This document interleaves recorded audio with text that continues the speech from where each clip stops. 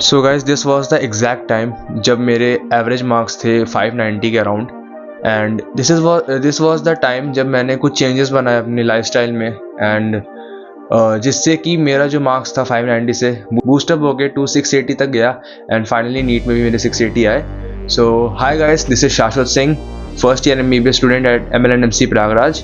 And today we are going to talk about कि हम क्या चेंजेस अपने टाइम टेबल में बनाए जिससे कि जो हमारे कंसिस्टेंटली पुअर मार्क्स आ रहे थे वो सही हो जाए। क्योंकि जो आपका डेली रूटीन होता है वो काफ़ी मेजर रोल प्ले करता है कि आपकी स्टडीज़ कैसे चल रही हैं एंड आप कैसे अपना सिलेबस कंप्लीट करते जा रहे हैं। क्योंकि बहुत लोगों को ऐसा कंप्लेंट्स होती हैं कि हम फिजिक्स पढ़ लेते हैं, हमसे फिर बायो नहीं पढ़ी जाती है, हम बायो पढ़ लेते हैं तो हमारी केमिस्ट्री छूट जाती है and so on. So before getting into the video you guys need to understand कि ये जो मैं टाइम टेबल बताने वाला हूँ this was my time table जो मैंने अपने कैपेसिटी एंड अपने नेचर के अकॉर्डिंग उसको डिजाइन किया था। सो लाइकवाइज आपको भी बस इससे एक रफ आइडिया लेना है कि आपका टाइम टेबल किस तरह से दिखने वाला है।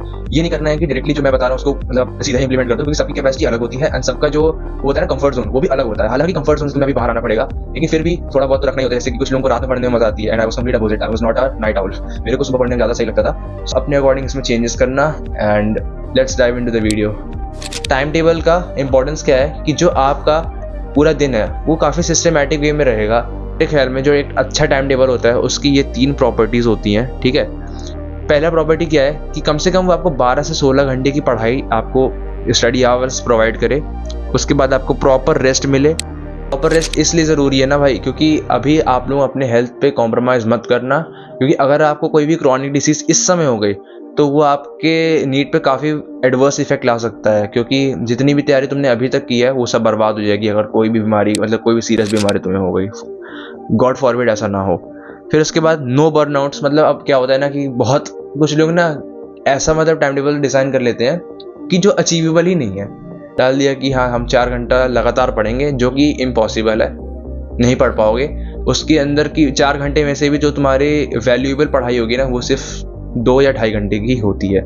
Prioritise your health as I said कि प्रॉपर रेस्ट लेना है एंड अपनी हेल्थ को प्रायोरिटी पर रखना है। सो ये है मेरा time table. I have told you guys कि जो मैं थोड़ा सा मॉर्निंग पर्सन था। आप कॉलेज आके that is changed, you guys will be experiencing that soon. So 7 बजे मैं उठता था एंड उठने के बाद जितना भी मेरा सुबह का काम रहता था नहाना धोना हो गया। फिर 7 बजे जो पहली चीज़ मैं दिन में करता था that was read my mistake copy रोज़ पढ़ता था मैं एंड स्टार्टिंग में पढ़ता था। इससे क्या होता था कि मेरा जो पहली बात तो दिमाग एकदम फ्रेश रहता है सुबह सुबह एंड उसके बाद जब आप पहली बार मिस्टेक कॉपी पढ़ लेते हो तो पूरा दिन आपको वो चीज़ें याद रहती हैं कि हाँ मैंने ये चीज़ें गलत की थी। तो थ्रू आउट दिन में अगर आप उन चीज़ों से दोबारा गो थ्रू करते हैं अपने सिलेबस में तो वहाँ पे ये काफ़ी इंपॉर्टेंट रोल प्ले करता है कि हाँ आपको याद आ जाएगा अरे तो मिस्टेक कॉपी में था, इसको अच्छे से पढ़ लेते हैं। तो दैट वाज द रीज़न कि मिस्टेक कॉपी को मैंने इतनी प्रायोरिटी दी है कि मैंने उसको लगातार पढ़ा है। मतलब लगातार आखिरी के 3 महीने तो लगातार पढ़ा है। एंड मैं आपको ये सजेस्ट करूँगा जो ये टाइम टेबल है ना ये मैंने फॉलो किया था अपने लास्ट के 3 मंथ्स में, लेकिन अभी जो है आपके पास पूरे 5 महीने बचे हैं। एंड आई वुड से कि आप लोग अभी से ही ये अपना टाइम टेबल डिसाइड करो एंड उसको थ्रू आउट फॉलो करो, क्योंकि आपके पास काफ़ी टाइम है एंड सिस्टमेटिक वे में चीज़ें करोगे। सो जो मैं रिग्रेट कर रहा हूँ कि मैंने नहीं की, मैंने आखिरी के 3 महीने में ही की, तो उससे बच जाओगे एंड अभी से लगना चालू कर दो। You guys will be very good. उसके बाद आधे घंटे मैंने मिस्टेक कॉपी को दिए। फिर उसके बाद 8 बजे मैं क्या करता था इनऑर्गेनिक एंड ऑर्गेनिक की रिएक्शन कॉपी पढ़ता था। इनऑर्गेनिक और ऑर्गेनिक की रिएक्शन कॉपी पढ़ने का पर्पस क्या था कि स्टार्टिंग में जितनी भी रटने वाली चीज़ें हैं मैं उसको पहले कर लेता था। मतलब दिन का जो मेरा पहला घंटा होता था मैं उसमें कर लेता था, क्योंकि पूरा दिमाग तुम्हारा एम्प्टी होता है एंड तुम अच्छे से चीज़ें ग्रास्प कर सकते हो। So this was the best time कि मैं इनऑर्गेनिक एंड ऑर्गेनिक की रिएक्शन कॉपी को रिवाइज करता था। एंड उसके बाद एक छोटा सा ब्रेक लेता था फॉर माई ब्रेकफास्ट वगैरह। फिर मेरा स्टडी सेशन स्टार्ट होता था 9 बजे से। 9 से 11 मेरा होता था पहला स्टडी सेशन, जिसमें कि मैं फिजिक्स को प्रायोरिटी देता था। अब फिजिक्स में स्टार्टिंग में मतलब दिन के शुरू में ही क्यों कर रहा हूँ, क्योंकि देखो रात में ना मेरे को थोड़ी जब नींद आती है ना तो फिजिक्स सॉल्व नहीं होती है अच्छे से। आपको अपना मैं तो सजेस्ट करूँगा कि रात में ऐसे सब्जेक्ट्स रखो जो आपको इंटरेस्टिंग लगते हैं। एंड ऑनेस्टली मेरे को फिजिक्स बिल्कुल भी इंटरेस्टिंग नहीं लगती थी। I was more interested in to bio, तो मैंने बायो को रात में रखा था एंड सुबह सुबह मैंने फिजिक्स सॉल्व कर ली थी, क्योंकि थोड़ा सा दिमाग भी फ्रेश रहता है एंड एनर्जी भी रहती है। तो उतना अपने आप को पुश नहीं करना पड़ता है कि अरे यार फिजिक्स करनी है, अपने आप ही हो जाता था। स्टडी सेशन हुआ, मैंने फिजिक्स सॉल्व कर ली। देन 11:15 से 12:45 सेकंड स्टडी सेशन रहता था जिसमें कि मैं केमिस्ट्री के चैप्टर्स को रिवाइज करता था। मैंने इनऑर्गेनिक और ऑर्गेनिक सुबह ही रिवाइज कर लिया है, लेकिन वो मैंने कैसे रिवाइज किया है, वो मैंने रिएक्शन कॉपी के थ्रू रिवाइज किया है। मतलब मैंने बहुत सुपरफिशियल रिवीजन किया है। अब उसको डीप रिवीजन मैं इस टाइम पे करता था, लाइक कि उसके एनसीईआरटी पढ़नी है, नोट्स पढ़ने हैं एंड हाँ मतलब यही बस नोट्स एंड एनसीईआरटी पढ़नी है टू बी ऑनेस्ट, एंड उसके बाद थोड़े से क्वेश्चन सॉल्व कर लेने हैं। फिर इसके बाद मेरा टाइम हो जाता था कोचिंग में, हमारा चलता था फाइनल टेस्ट सीरीज या फिर इंटेंसिव, जो कि काफ़ी बाद में स्टार्ट हुई थी। मेरे लास्ट के 3 महीने का टाइम टेबल है, लेकिन अगर आपके पास अभी आपका सिलेबस कंप्लीट हो गया है so previous year question papers निकालो, इंटरनेट से प्रिंट करवाओ एंड उसको सॉल्व करो। 1 से 4 मेरा होता था मॉक टेस्ट, जो कि आखिरी में जाकर 2 से 520 हो गया था अकॉर्डिंग टू द नीट की टाइमिंग्स। मॉक टेस्ट देने के बाद कोचिंग में ही हम एनालिसिस करते थे।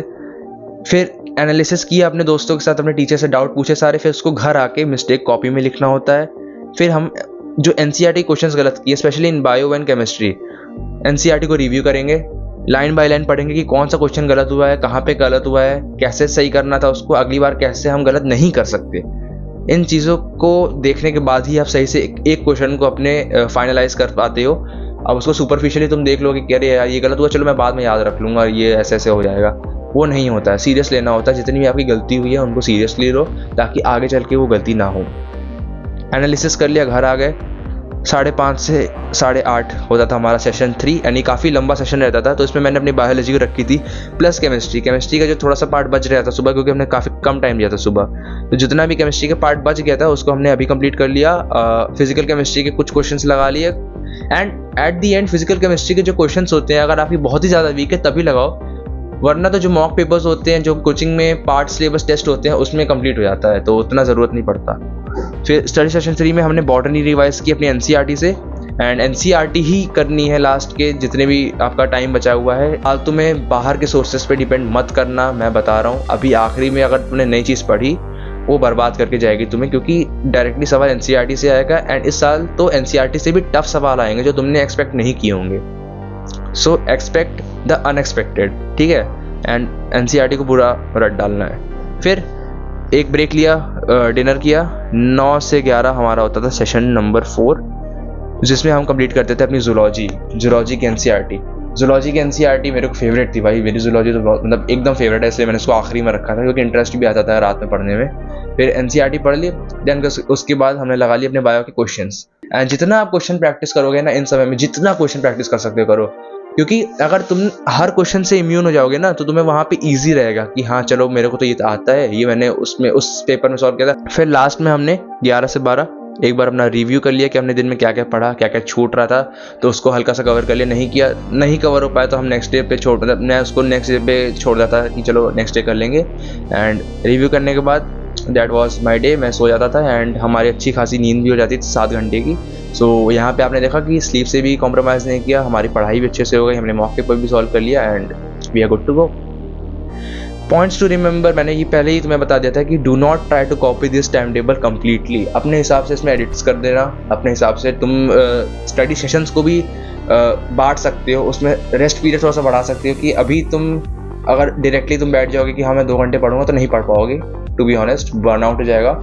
सो एक थोड़ा लॉजिकल वे में सोचना, अभी ऐसा मत सोचना कि अरे बहुत जल्दी हो रही है, जल्दीबाजी करनी, जल्दीबाजी कुछ नहीं करनी है, टाइम लेके करो लेकिन करो। क्योंकि अब देखो तुम्हारा जो आखिरी के 5 महीने बचे हैं ना, इसमें पूरी जान लगा दो, जितना भी तुम्हारे अंदर बचा हुआ, जितना भी पोटेंशियल बचा हुआ है, क्योंकि ये बहुत गोल्डन पीरियड है। मैं बार बार कहता हूँ कि बहुत गोल्डन पीरियड है, इसको जाने मत देना guys. The last all the best, and कोई भी दिक्कत हो तो मेरी इंस्टाग्राम आईडी नीचे आ जाएगी, उस पर डीएम कर सकते हो, या फिर तुम कमेंट बॉक्स में भी एंड इंस्टाग्राम चलाओगे क्योंकि इंस्टाग्राम बंद करना है भाई, ठीक है। यूट्यूब पे कमेंट करना, मैं सब पे रिप्लाई कर देता हूँ। And thanks a lot guys, हमारे 1K हो गए हैं एंड एक्सपेक्टिंग कि और भी सब्सक्राइबर्स बढ़े। हालांकि मैं सब्सक्राइबर्स के पीछे नहीं भागता हूँ, आई ओनली वांट कि तुम लोगों का सिलेक्शन हो। एंड टू बी ऑनेस्ट, जितना मैंने एक्सपीरियंस किया है मैं तुम्हें सच बताऊँ, पूरी ट्रांसपेरेंसी के साथ बताऊँ, that is my goal for that was my aim to make this channel and these videos for you guys. So all the best, and डरना नहीं है भाई, फोड़ना है, फोड़ के आएंगे एंड नीट 2025 क्रैक करेंगे। Bye bye, happy new year.